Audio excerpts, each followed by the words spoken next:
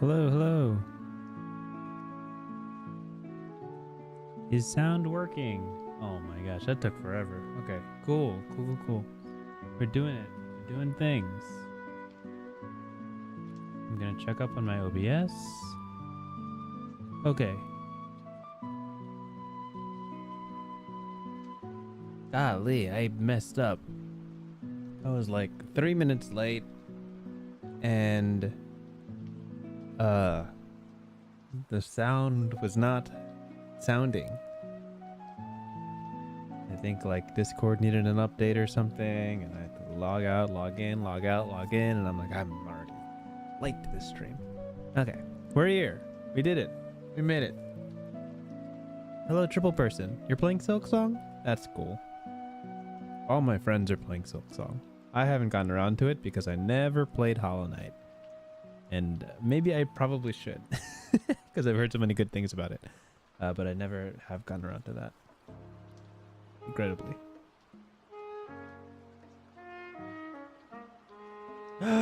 Dude, why? That's so kind. Thank you. I appreciate it.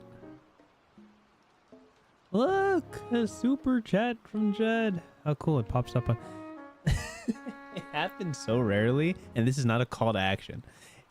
Super chats happen so rarely that I'm not used to the pop-up that appears. So it just appears on some random place on the screen that I have not personally placed because it never happens. But thank you, Jed. That's very kind. I appreciate it. Dude, we're on our last 10 streams. I'm going to talk about it once the timer hits 0, but we're in the 90s. We're in the 90s. Triple person says the game expects you to have played Hollow Knight. That's what I was afraid of. And I like Hollow Knight. I think it's a cool game. I've seen people play it and I like it, but I'm not really a solo player. I don't really like games that don't have more than one person. Like, I like 2-player games. I like co-op, couch co-op. I like online multiplayer, MMOs even sometimes. Not really a solo game kind of person, at least since I was a kid. So, as cool as Silksong looks, it's not really for me. I did like Hades, though. I played a lot of Hades. That's a 1-player game. I stopped once I beat the storyline a couple times. But I'm looking forward to Hades 2. That's a solo game, so I guess that's progress. I got a post about... Oh my gosh, what did I do? Is this still streaming? Okay, cool.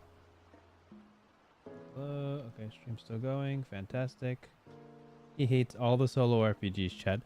Unironically, it's really hard for me to get into solo RPGs. And that's not a knock on them. They're not bad. I'm just not a solo player. I like solo journaling games as like a concept, but almost always it's not for me. I love duet RPGs like way more, just because it's just such a cool experience. Solo journaling game's not exactly for me, but you know. Okay. Give me a sec. I'm supposed to have something before my stream. I'm sure it's fine. What's the worst that could happen? What's the worst that could happen? Okay, let's jump in.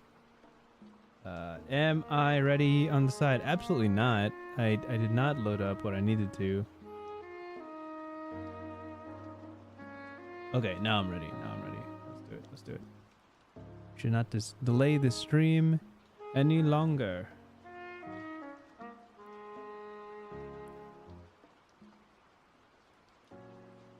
Hello everyone, and welcome to another episode of the 99 More live stream, where we cover 99 other tabletop RPGs. And it's a day like this that I really regret never adding a counter to the top right of the screen ever, because we are officially on game 90 of 99.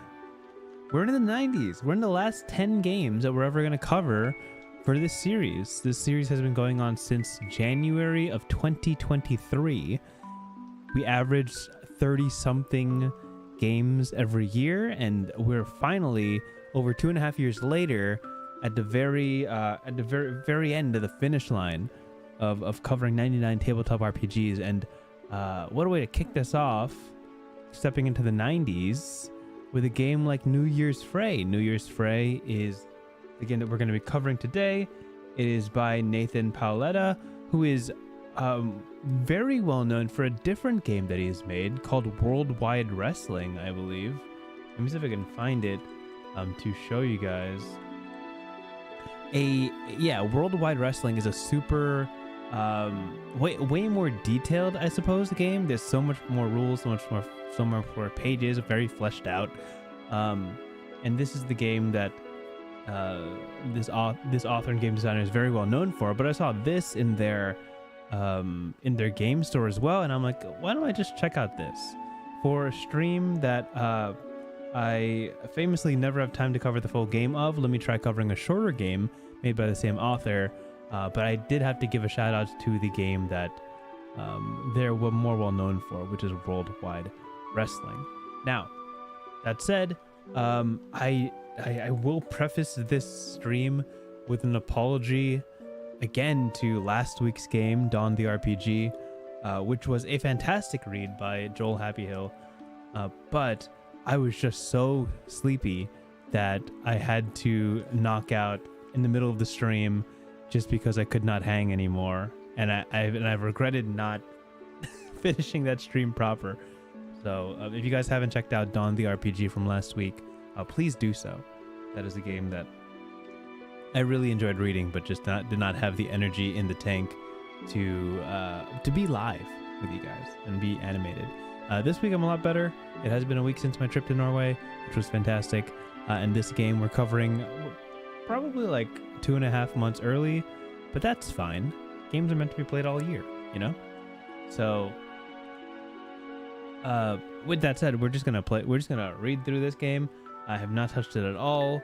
I do know it is just about 30 pages, so we'll read as much as we can and just try to get a gist of what makes this game special. I'm gonna read chat real quick. Triple Person says 999 incoming. No shot am I ever covering 1,000 tabletop RPGs. I could, but that would be a 20-something year endeavor at the pace that I'm going at. So how about we don't do that and we just do like other things. But yeah, let's go ahead and jump in. I am a little under the weather. My throat's a little sore just from recovering in this new change of weather recently, so bear with me as I take a lot of sips of drinks of things in the meanwhile. Okay, let's do it. Reading. Okay, that's the cover. Let me see if I can get Chrome open. Be a professional. 90 episodes in, we still don't have this laid out. Okay, this is the author, Nathan Paoletta. Very well known for this game in particular, Worldwide Wrestling. Very, very cool game. Lots and lots and lots of material for this in particular, which is sick and cool. But I also saw this in their shop, which is what we're going to be reading today, which is New Year's Fray. And just by pure vibes, honestly, I thought this would be really interesting. I do also like, did I find any great Norwegian RPGs? I did not. I didn't. But if you go with the assumption that all medieval fantasy is somewhat inspired by the mountains and fjords of Norway, then honestly, there's a lot of fantasy Norway RPGs. Because boy, they have some crazy mountains and valleys there. Some crazy scenery that I'm positive Tolkien visited and was like, I like that. That's my fantasy world, you know? Back on topic, I really like seasonal games. Games that you could tie to a holiday, because it gives me a reason to get people to play tabletop RPGs. It's like, oh, it's almost Christmas season. Who wants to play The Wassailing of Claus Manor, which I absolutely loved last year. I ran it like for 9 different people because it is a Christmas like eldritch horror game that is really easy to jump into and gives people a break from whatever game they're already playing, you know, and it introduces them to new tabletop RPGs and what's possible with storytelling and all that. So it's super fun. Valentine's Day season, I pitched Rom-Com Drama Bomb, which is like a I don't even know how to describe it. It's kind of like a TV show-esque tabletop RPG where 2 people have to act out like a love story a la Hallmark gift cards, Hallmark movies, or else the bomb on their chest explodes. And it's like there's a little bit of tension, a little bit of drama, a lot of comedy, and it's just a fun thing. And it's themed to the season, so it gives people a reason to try out new games, is what I'm saying. So New Year's Fray could be that game I break out end in December, top of January, for people who are looking for something a little different. So I'm really curious about checking this game out in particular. So let's start reading. Ooh, there we go. Oh, also you can find these games at itch.io. I should really, it's in the description, but ndpdesign.itch.io, New Year's Fray 2022. Yeah, and you can find the creator stuff right here. And you can see, look, there's a whole lot of like pro wrestling stuff, pro wrestling themed things here you could totally reach into. Okay, let's jump into the game. A role-playing game of festive fisticuffs, and this is the team.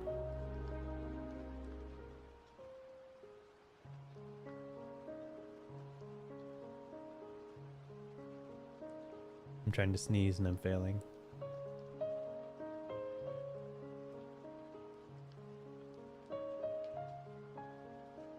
Okay. Mike Haggart has a question. Welcome to the chat. I don't know if I've seen you around. If you were transported to the world of D&D / Final Fantasy / World of Warcraft and or all fantasy games and had to make your perfect character as yourself, what would you choose? Race, class, multiclass, prestige, anything else? Me? And or all fantasy games? Shoot, that's a big question. My perfect self? Well, first and foremost, I would not go to a game where I'm in any mortal danger.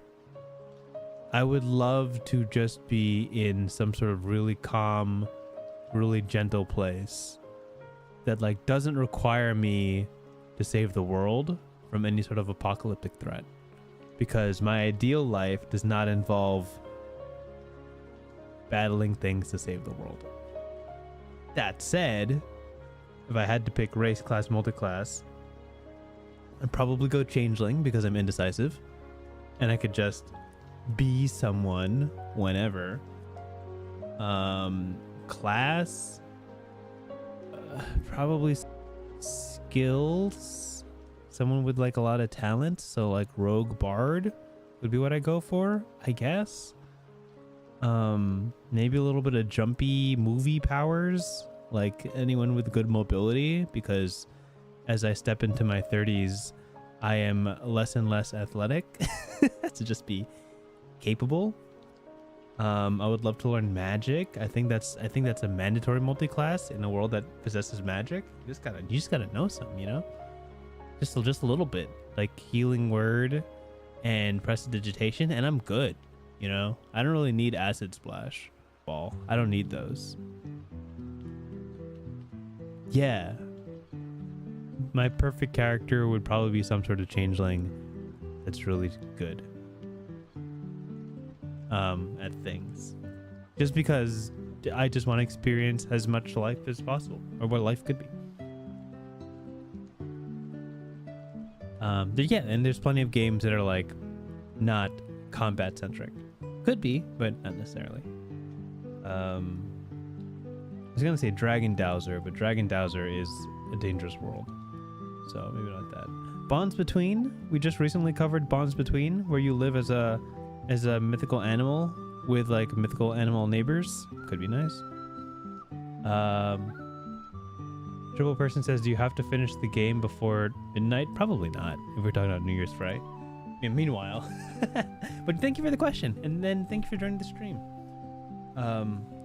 That's what I would be, I think. I think if you pick like Barbarian, you very quickly run out of things to do, you know? That's just me. And in a fantasy world, you gotta know magic. Unless there's like an eldritch, painful price to magic, like equivalent exchange or something, then I would not learn magic. I would in fact opt out of it and learn like potions or something. Okay, let's read this. New Year's Fray, a role-playing game of festive fisticuffs.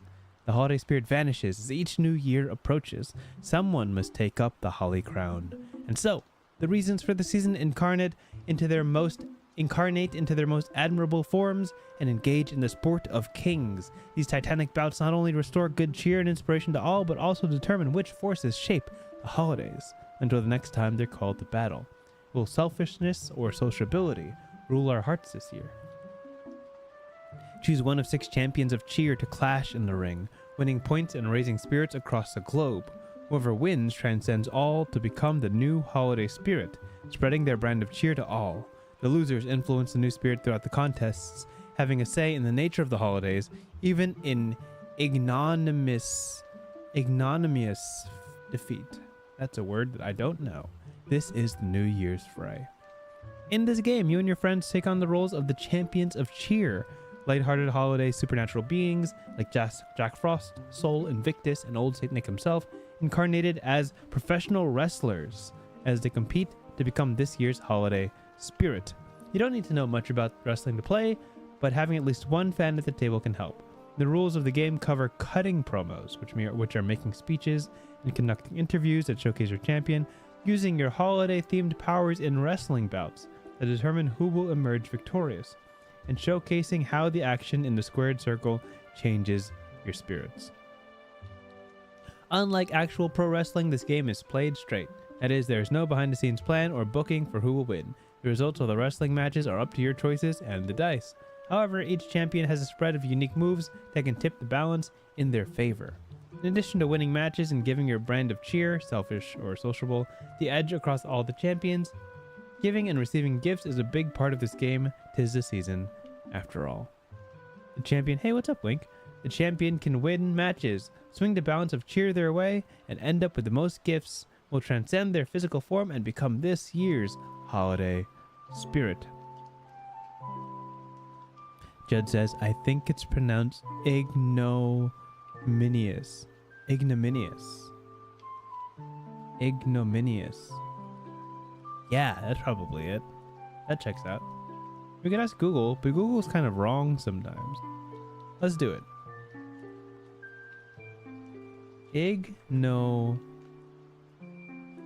Ignominious. I don't even know if you guys are gonna hear this, but I'll hear it and I'll tell you.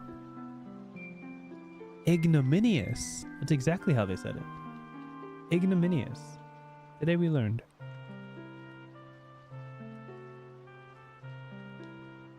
Alright, what do we need to play this game? 2 to 6 players. If you have more, you can have teams of 2 play single champion. Oh, that's a cool idea. Included play sheets. That came with the downloads. Oh, there's a place you could download them. Pencils and at least 2 6-sided dice. Poker chips and or tokens for momentum and tournament points, and your favorite holiday musics and snacks. Pretty light on the necessities. Each player selects one of 6 champions of cheer to play. Sol Invictus, Old Saint Nick, and Goodwill. Holly and Ivy, the Sleigh Bells, the Nutcracker, and Jack Frost.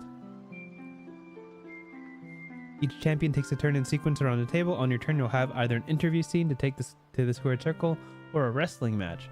You'll also showcase your champion in the spirit scene. In interview scenes, show off what you like most about your champion Make promises and threats, stage vignettes that showcase your champion's best or worst attributes, and give gifts to others. In wrestling matches, you call out someone and wrestle them. In spirit scenes, you showcase your champion's elemental nature as they gain or lose cheer. Okay, so I'll let you guys know.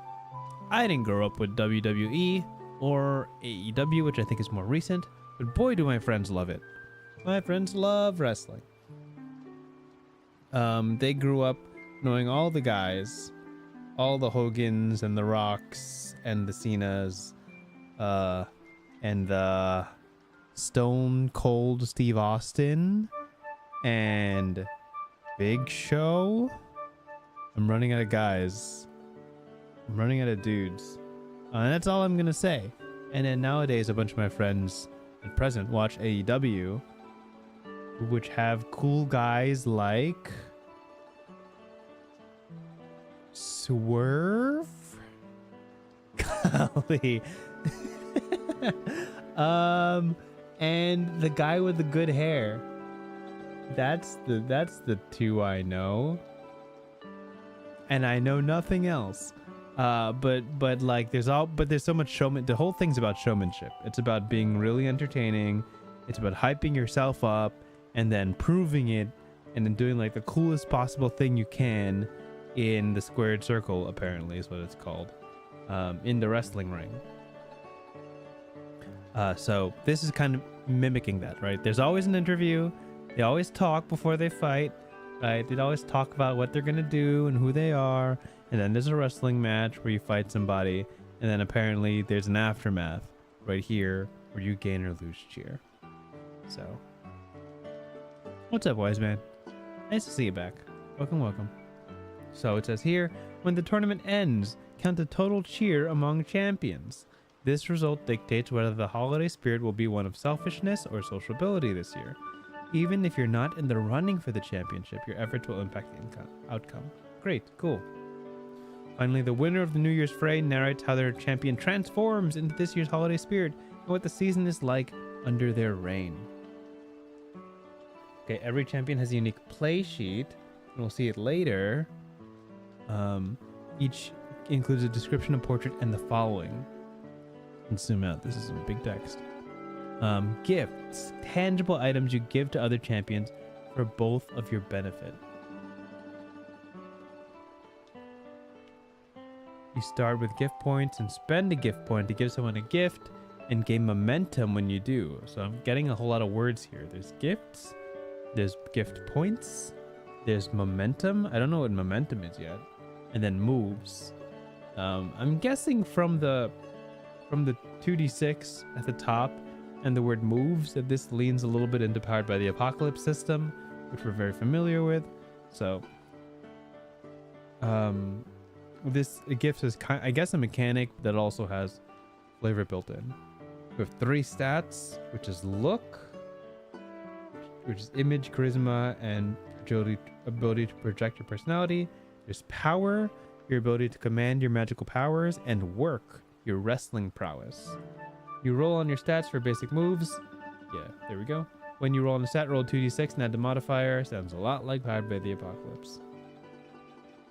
Your wrestling moves, and these are unique moves for wrestling matches, including your finishing move. Nice. You have control. When you have control of a match and go for a win, you always roll your finishing move as a contested roll against your opponent. Going for it does not guarantee you'll win. For the full rules, go to page 11. Got it. And here, they're going to describe momentum. Perfect. I say it every time I read. I'm always looking for the proximity between bringing up a new word and defining that new word. And it's right on the same page, so that's perfect. Momentum is a measure of your motivation, engagement, and energy. Spend momentum to increase your die roll on a 1-for-1 basis after you roll. Oh, okay, so it's like a resource that can bolster your rolls. You can also spend momentum to give yourself more gift points. And that's a whole system. I'm following. There's a lot going on here. So it's like a resource you have to track throughout the game. And then cheer. Each champion has a selfish and or sociable side to them. This includes 2 unique cheer moves, one for selfish and one for sociable. You start at the highlighted number on your play sheet to indicate your current cheer. Tick the small circle under your score. When you lose cheer, move 1 spot to the left. So it's like a sliding scale between selfish and sociable, is what I'm hearing. At the end of the game, add up total cheer among all champions to direct the nature of the holiday spirit, not just the cheer of the champion who wins the tournament. Ooh, okay.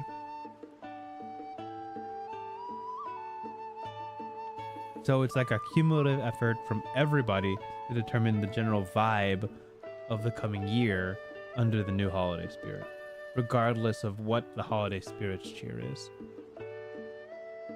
Eric's here. Hey, what's up, Eric? Welcome back. Nice to see you.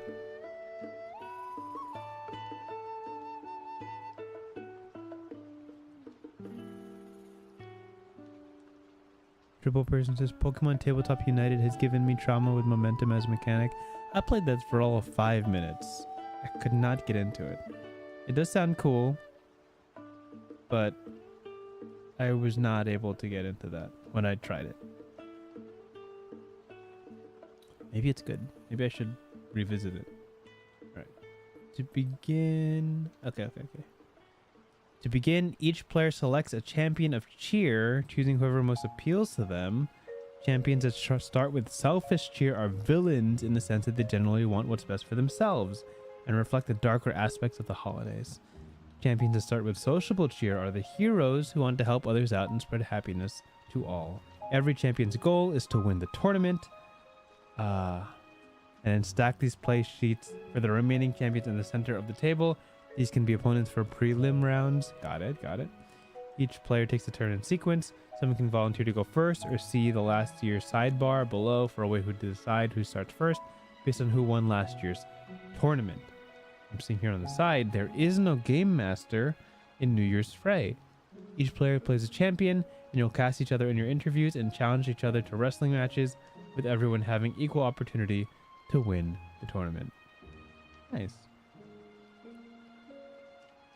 And then people can just play stock characters and NPCs at whim. On your turn, choose what kind of scene you'd like for your champion, an interview, a wrestling match, or after the prelims, a spirit scene. Describe what's happening as it starts, make moves as they come up, roll dice, and follow the results to guide what happens next.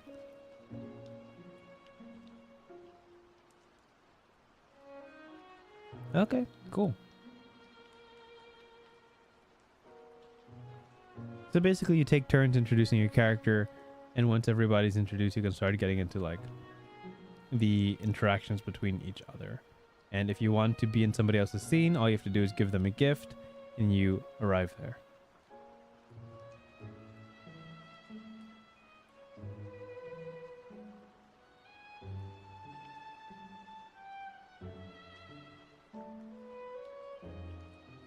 Oh, cool. So this is basically saying if you've already played this game, then the result of last game is the canonical result of last year's New Year's Fray. So if you want like repeat value, if you want to bring this game back to the table, then you can just use last year's results as an opportunity to have a little bit of backstory, so to speak.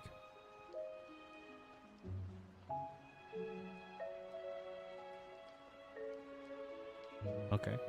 Warm-up. The first part of the game is a warm-up round to introduce your champions. On this warm-up round, you don't pick a particular scene or roll dice. Go around the table in sequence. Each player describes their champion and cuts a short promo expressing what the holidays mean for them and why they're going to win this tournament. You haven't picked someone to start yet. Start with whoever is most excited to show off their champion. Describe your character, then cut an intro promo simply stating who your champion is, one specific thing they're good at, known for, or feared for, how they're going to use that attribute to win the tournament. Boast and brag, go big. These champions are much, much larger than life. Triple Person asks, do you have a fun tradition for the seasons? Over here we celebrate each night, the 8 nights before Christmas proper. My family celebrates Christmas. So we have... I have family like that. I have a lot of... Most of my family in the States. A lot of my family's in the Philippines. But with the family that I have in the States, we all live pretty darn close to each other. So, and then we have another part of our family that lives in another part of New York. So we split Christmas and New Year. Everyone comes over to one of the locations on Christmas, and then we all go to the other location on New Year's. And it's always a potluck. It's always a whole lot of food. If anyone knows any Filipino people, oh my god, they cover the table with food. It's just tradition. You just got to have more food than table. And everybody eats, and there's usually music. Sometimes we play bingo. It's not a very standardized tradition, but it's, you know, a family tradition. We usually have some sort of evening Christmas Eve service that we attend, like right before dinner time on Christmas Eve. Other than that, I don't think we have anything in particular. We do a lot of white elephants or Secret Santas during Christmas season, where you meet up with your friends and exchange presents basically at random. There's like a process to seeing who you're assigned, and then you give them a present, and they don't know who they're getting a present from. We do a lot of that, of course. Those are just general seasonal traditions. Yeah. And for obvious reasons, a lot of my tabletop RPG one-shots are ice and snow focused. I don't know if you could tell, but that's kind of like what I do. So during the holiday season, I usually run a whole lot of one-shots, and they usually have something to do with an eldritch Santa Claus, or I ran a session where Mariah Carey was breaking out of her icy tomb, and you had to battle the aspect of Mariah Carey in D&D or something like that, and it was very fun. But I think what's going to be really tradition moving forward is I'm going to run Claus Manor for a bunch of people, and maybe this, who could say. I'm going to try to tell my wrestling friends to see if they would like to play this around New Year's. But yeah, that's as much as I have for traditions. Thank you for the question. So we've introduced our characters, who your champion is, what they're good for, known for, or feared for, and how they're going to use that attribute to win the tournament. Prelims. The first player who introduced their champion starts the next round. You can choose what kind of scene you want to have: an interview or a wrestling match. At the end of the first scene, the first player chooses whether they want to have an interview. Yeah. If it gets to your turn and you've already been in a wrestling match, you can still choose to have another one on your own terms. The prelims last until everyone has had at least one interview and one wrestling match. You may be called into a spirit scene during the prelims as well. Interview and spirit scenes work the same throughout the game. Prelim matches are slightly different. They don't count towards tournament points. Okay, so these are just matches in general, and just to show your stuff. Yeah, okay, they explain it. During the prelims, you can wrestle an unplayed champion, and one of the other players takes them on for the match, or you can wrestle each other. These matches are not scored toward winning the tournament, rather they're meant for you to establish the direction you want to go in for your character and get used to the rules of the game. If you take an unplayed champion, start with no momentum or gifts, and use the moves on the playsheet during the match as well as the basic moves. It's possible for one of these champions to win, deciding on how the dice fall. However, it will remain unplayed once the prelims are over, and you generally want to aim to showcase the champion who called for the match during these prelim matches. So these are kind of like appetizers, right? They don't have any lasting consequences. They're mostly here for character development, and an opportunity to showcase your character in a low stakes situation, is how I'm understanding this. All right, the tournament. So this is the mechanics that we're kind of looking into. How the heck does this game play? Are there stakes? Are there ways to win? Is there strategy? Is it all die rolls? We'll find out right now. The tournament. The New Year's Fray tournament begins once the prelims are over. Continue taking turns around the table, with each player picking an interview or wrestling match and getting called into spirit scenes as demanded by the outcomes of moves and the use of all your skills during wrestling matches. During the tournament, there is no requirement to pick interview scenes, but they can really impact the nature of the upcoming matches and potentially give you a momentum boost, so consider having one or two. The non-played champions can no longer wrestle unless you happen to need a tag team partner in which you simply narrate the actions in tandem with your champion. You may still make appearances for color and his background, but you can no longer call on them out to wrestle during your turn. Sure. The winner of each wrestling match wins 1 tournament point in addition to the effects of their finishing move. Whoever gets 3 points first wins the tournament and becomes the new holiday spirit. And the winner narrates an epilogue showcasing how their embodiment of the holiday spirit brings selfishness or sociability to the holidays this year. I recommend using some kind of large, obvious token for tournament points so everyone can see who's currently in the lead. Small Christmas tree ornaments or decorative stars work well. And these are rules. Cool. So I guess my question is, during the tournament, there's a definite winner. So my questions walking into this so far are how you decide who wrestles who. How do you make sure everybody gets a chance to earn tournament points? And is it elimination or round robin? I think is my prevailing questions about this system. I'm also curious if there's an opportunity for people to intervene in matches that they weren't called to fight in the same way you look at like wrestling and the theatrics of it, like how wrestlers just kind of appear in someone else's fight and like do something about it or interfere, like literally change the outcome by showing up. I wonder if that's reflected in these rules at all. That could be something in Worldwide Wrestling, which is a much more fleshed out game, but I'm curious if it's here. So let's find out. Might have to do with gifts, but we'll see.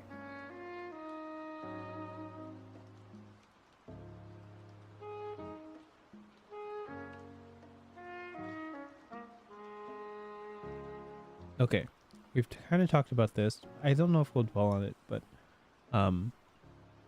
these are the different kinds of scenes you can have. So interview, wrestling match, and spirit. And we've talked about these. You'll pick when you want to have interviews and wrestling matches, and you'll be using moves during those scenes to show how it goes. Each champion has unique moves. This is something I'm really curious about too. Like, how does each champion have how do they differentiate themselves, so to speak? Because of course I've never looked at the holiday spirits as wrestlers before, so I'm curious how that chops out. And then you do not pick your spirit scenes, so these are kind of result based depending on how your fight went. When you use all 4 stats for the wrestling move in one match, through the use of use your power move, and sometimes as a result of other moves, spirit scenes are narrative moments for you to showcase something about your champion's past, present, or future as you gain or lose cheer. On your turn, pick the kind of scene you want to take. Sometimes you'll want to be in a scene someone else has picked. Remember, you can always crash the party by giving them a gift. Okay, here we go. So you can intervene with gifts. I don't know if this works in wrestling matches. We'll see. Momentum. This is apparently a really big one. Momentum is a pool of points representing your champion's energy and excitement as they strive to become the new holiday spirit. Many of the other rules reference gaining or using momentum. Here's how it works. You start with 1 momentum and gain more through gifts and certain moves. You can spend any amount of momentum after you make a roll to add a bonus to the roll for a 1-to-1 basis. So spend 1 to add 1, spend 2 to add 2, so on. When in a match with someone making their finishing move, it's contested, which means you can also spend momentum to subtract from their roll. This is the only time you can affect someone else's roll. Some moves tell you to spend momentum to make them, so you can only do so if you have enough to spend, and momentum does not go negative. Got it. So it's a resource you build up, and you spend it to do cool things. Makes sense. All right. The key moments of New Year's Fray are governed by moves. Some moves tell you to roll plus stat, which means to roll 2d6 and add the listed stat. Okay, so PBTA for sure. 10 or more is a strong success. 7 to 9 is a partial or mixed success, and 6 or less is a botch. Something goes wrong and it doesn't go your way.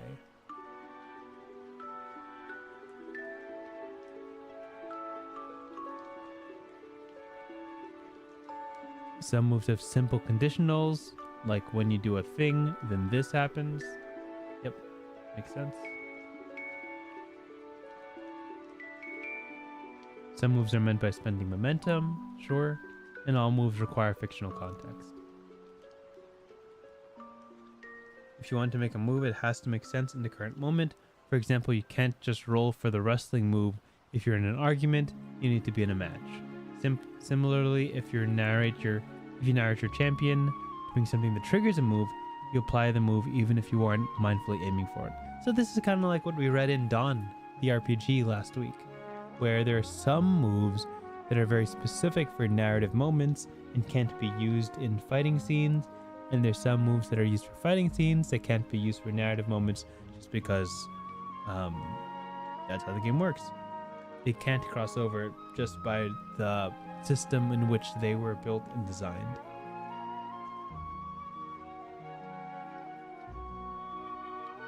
Okay, we know this stuff. We've covered PBTA before. Okay, so this is a basic move, cut a promo. When you tell the world what you think, call out a challenger, or demonstrate why you deserve to win a tournament, roll plus look.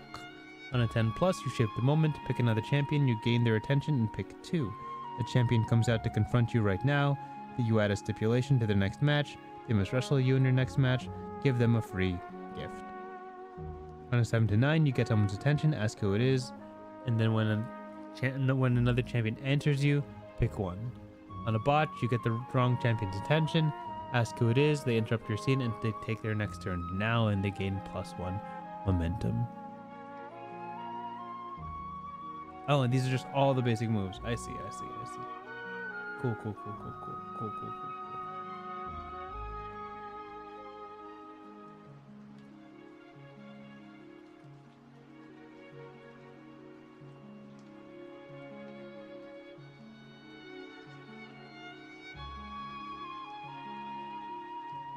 Okay, so wrestling matches on page 11 is going to explain how the wrestling matches actually go. So I'm not going to read through this quite yet.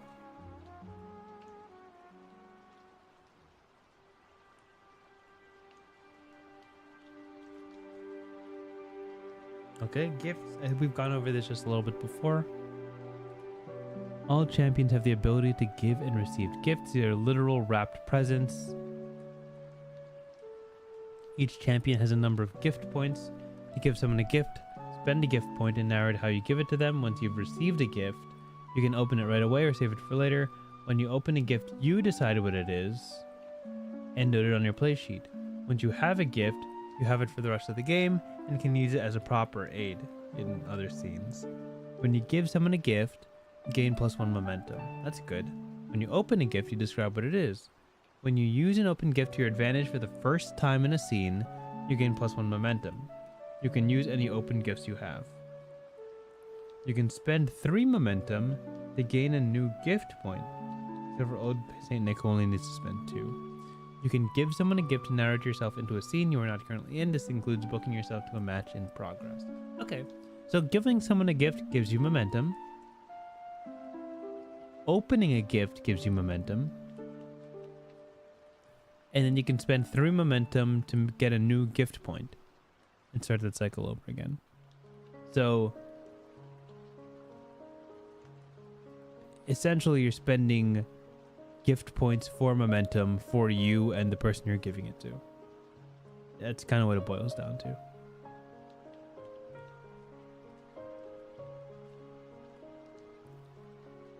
Okay, and this is just a flavor thing. Who's in the audience? It could be an arena full of elves. It could be in front of children worldwide. Other spiritual elemental forces. It's a dream in the head of one child. Cool. Interviews are ways that you can flesh out your character and get people to know who you are. So questions like, who are you challenging? Why them? What are you fighting for? Are they talking to an audience? Oh, and this is like where it happens. What's the context? You know, interviews. Like between each match, how that goes.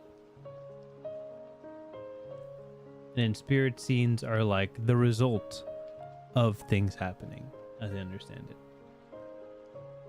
Okay, so here's the actual wrestling matches. Here's the meat and potatoes. Let's see if we can read this. Get some water. Sec.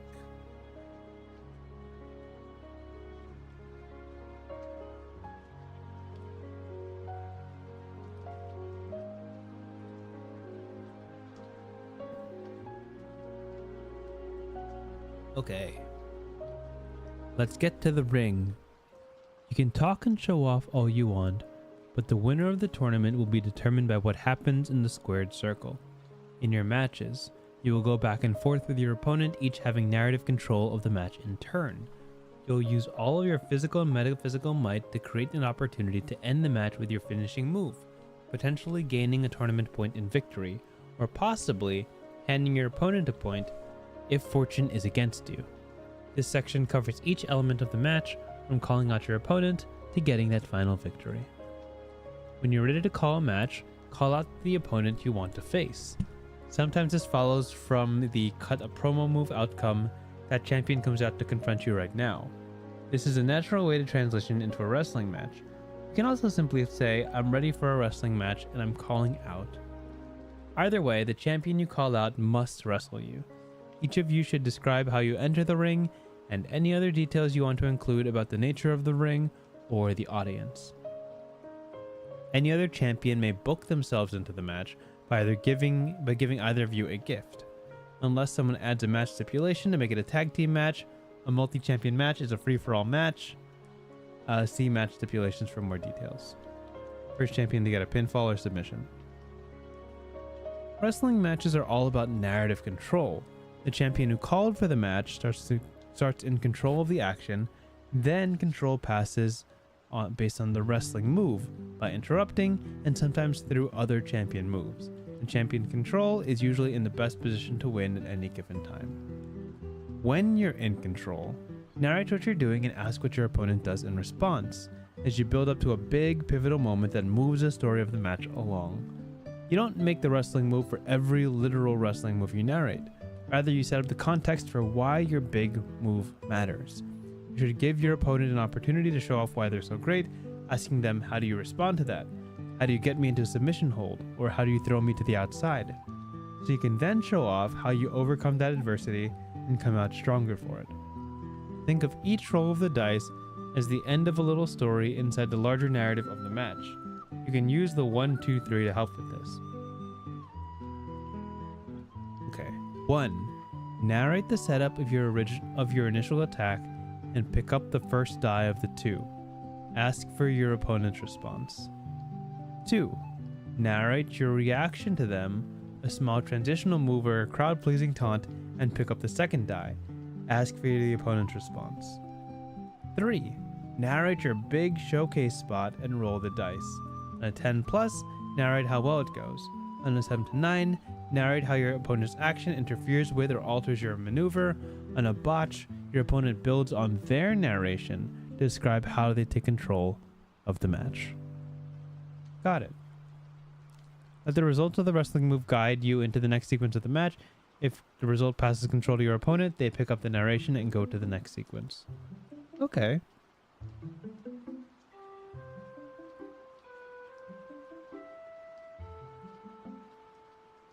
And these are the rules. Matches are conducted within the ring. Ring is broadly defined. You can compete in standard four-sided rings with turnbuckles and ropes, clearings in snowy forest surrounded by trees, or on the roof of a shopping mall festooned with lights. Matches are ended by a pinfall or submission within the ring. A pinfall is when the winner holds the loser's shoulders down for a count of 3, and a submission is when the loser taps out to the strain and pain inflicted by the winner's submission hold. Cool. Interrupts. Anyone in the match can spend 1 momentum to interrupt and take control of the match right there and then. They must narrate what they do to interrupt or counter the current champion's action, of course. The part where you are asked for your response during the 1, 2, 3 is a great time to interrupt. Once you have control, you retain it until someone interrupts you, or you have to give it up through the result of another move. The only time you can give it up voluntarily is if you're in a tag team or if you're playing Old Take Nick and using his generous move. Okay, so this is how you end the match. Each champion has a unique finishing move. When you have control, you can narrate your champion going for their finisher to get the win. You can attempt your finishing but keep in mind, the way to get more momentum for later matches and the way to have spirit scenes is to hit the wrestling move with every approach you can. Hit the wrestling move with every approach you can. Okay. Your finishing move is rolled flat on 2d6 with no benefit from stats and cheer. You may want to build up momentum before using it if you can, because if you botch your finishing move, your opponent wins the match. Ooh, that's a big one. That's a massive rule. That's a 1 sentence massive rule. So your goal, from what I'm understanding, is to build up as much momentum as possible so that your finishing move with no modifiers, just a 2d6, manages to beat whatever they rolled in contest.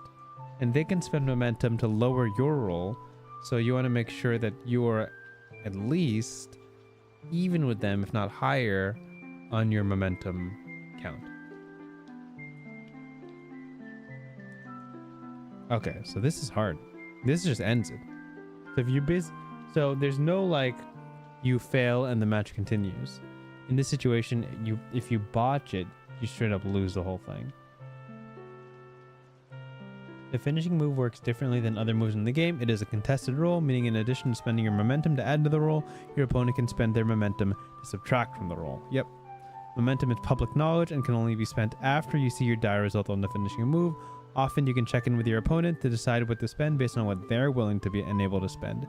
If your opponent has less momentum than you do, for example, or not enough to bring you to a botch, you can ask whether they're going to spend any to stop you from deciding how much to spend. If you'd prefer a more structured approach, each player secretly places tokens, representing how much momentum they want to spend under a cupped hand and reveal simultaneously. That makes sense. Add your momentum, subtract your opponents, and proceed based on the final modifier. You can always apply the effects of the finishing move for the champion who made you used it. For the champion who made you used it, even if their opponent wins because of it. That is, you do not apply your opponent's finishing move outcomes if they win due to your botch. And you can interrupt to keep your opponent from making their finishing move as long as you do it before they roll their dice. If the match has more than 2 champions in it, anyone can interrupt anyone's finishing move. Interrupting a finishing move always cancels the finishing move. Skip rolling the dice, you can continue the match from there with the champion who interrupted in control. Whoever wins the match wins 1 point, regardless of whether it's due to them succeeding on their finishing move or you losing on yours. I recommend handing out large, obvious ornaments or decorations as tokens. Yep. Okay. Cool. And then these are stipulations. These are variations to the battle. Nice. Tag team rules. Okay. I'm skimming these because these are somewhat optional. Free for all is when the winner is the one that does the pin. The pin hold. Pin something. Right?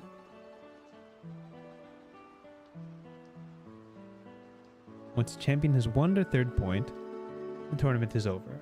It's time for a new holiday spirit to emerge.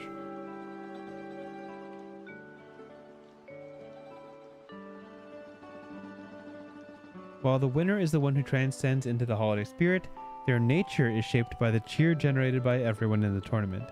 Each champion ends the tournament with a certain amount of cheer. Add up the selfish cheer among those who ended the tournament caring only for themselves, and all the sociable cheer among those who ended with a jolly outlook. Include the cheer of the winner. Whichever number is higher is the nature of the holiday spirit your champion transforms into, even if it's the opposite of their ending cheer. The overall trend transcends your personal outcome.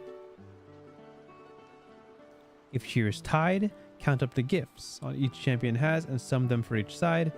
If your champion has selfish cheer, their gifts count for selfish side and vice versa.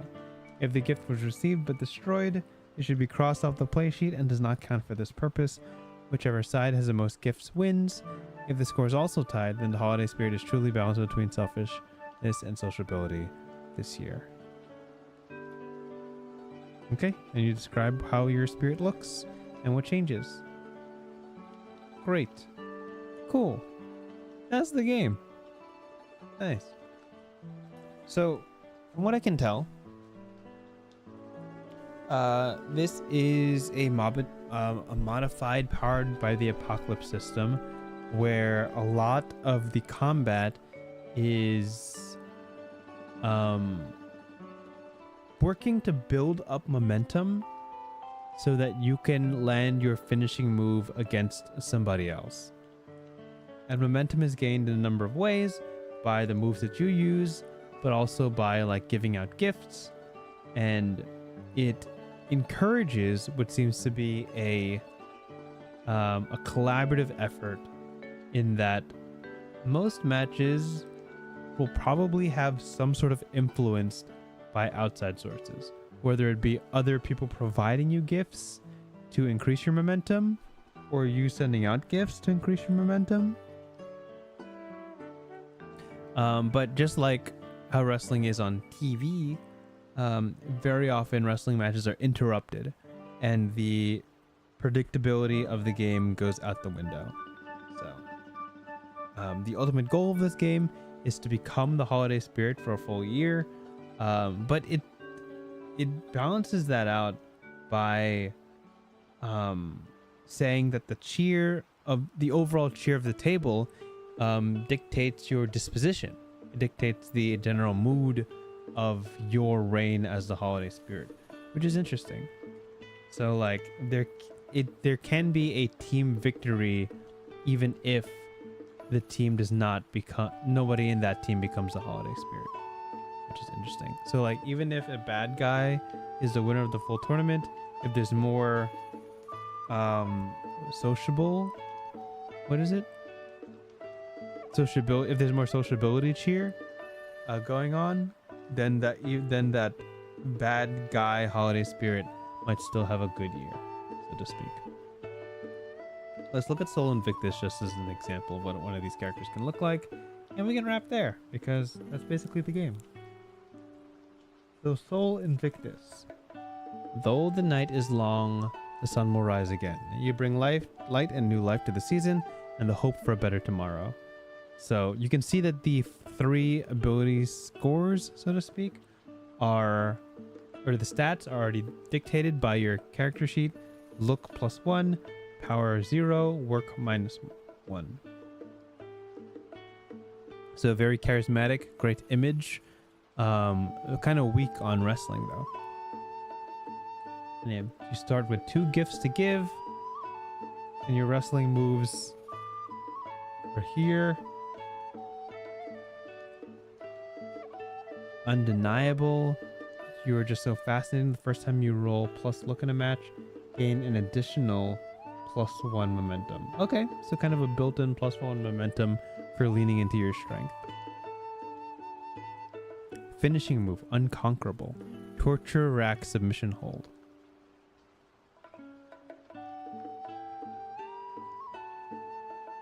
Yeah, and this is basically the flow of the game. Like once you once someone goes for a finishing move, you either straight up win and gain a cheer, or you cede control of the match to your opponent and give them the opportunity to finishing move or do one of their other moves, and then botch is you automatically lose. So very, very risky stuff. Cheer.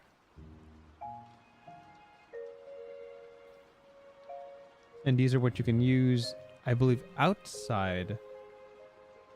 Oh no, these can also function inside wrestling matches. So you start off as Sociable, as Soul Invictus, but if you ever tilt towards Selfish, you can use a Selfish move, which is the Blinding Light, Once per match, you reveal the light of the dawning sun over the cold horizon, immediately gaining control of the match and without spending momentum. Say you stay on the sociable side, you get hope for tomorrow. When you cut a promo that gives someone a pep talk, shows them a vision, or otherwise opens their eyes to something positive they can expect, add they gain 1 cheer to the results list. Okay, cool.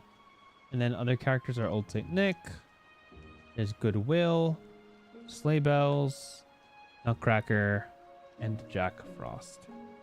And there's more guide stuff in the back, should you need it. And that's the game. Pretty darn straightforward. I do like it. I think this would make for a really neat one-shot somewhere during the holiday season. I'm really curious how the interrupts would work. I think you can get really crazy if you have a table who knows how to do it, or like who has a good judge of flow in terms of story beats.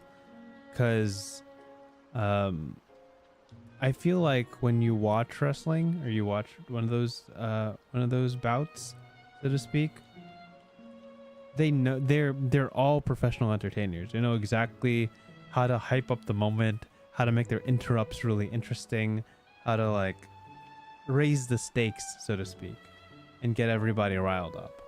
So like a good table who understands how these wrestling matches happen would have a good game sense in when to interrupt in a game like this. So I'm curious about this, how it plays out. Come this holiday season, maybe I'll give it a run. Could be fun. With that said, if you want to find this game, you know where to go, but I'll put it back on screen one more time.